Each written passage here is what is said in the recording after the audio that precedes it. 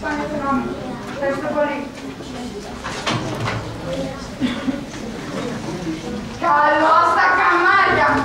Καλώς τους συνεργάτες μου. Καλημέρα, κύριε Διευθυντή. Πού δίνετε την καλημέρα μου, λες? Μου είμαστε κάπως εκνευρισμένοι. Ηρεμήστε. Ηρεμήστε, λέει, ηρεμήστε. Πώς να ηρεμήσω? Γιατί, κύριε Διευθυντή, τι πάτε? Δεν ξέρεις τι έπαθε, Σπαθώσαμε, αποτύχαμε. Βγήκαμε από τη σπίνα και μεταφέρουμε φιλή καράλια της χώρας. Και όλα αυτά εξαιτίας της ανικανότητάς σας και της λαγιάς να σας εμπιστευτώ. Ατυχίες, κύριε Διευθυντή, ατυχίες. Πάντα κάποιος άλλος μας προλάβαινε, εμείς δεν φταίμε. Τώρα με τους παπάδες δεν το μάθαμε πρώτα και μας πρόλαβε ο Παριπανόπουλος. Τι τώρα τους με τους συνταξιούχους που μας το πήρε μέσα από τα χέρια στα γελά. Ατυχίες, είπαμε, ατυχίες. Το άλλο με τους αγρότες που το έκανε συνέχεια παρέα. Τι έχουν όλοι αυτοί παραπάνω από σας και κάνουν επιτυχίες, μου λέτε?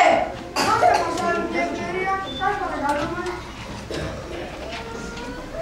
Αυτό θα κάνω, αλλά θα είναι τελευταία.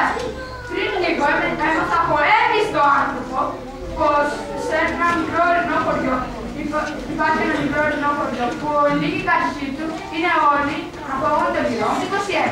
Θα ήθελα να πάτε εκεί και να κάνετε ένα θέμα γύρω από αυτούς και τους προγόνους. Από σήμερα είναι ιστορική εφαρμογή. Πείτε μας εσείς το όνομα του χωριού και μείνετε ήσυχοι. Το όνομα του χωριού είναι Ελλάδα. Α, όχι, εγώ δεν πάω εκεί.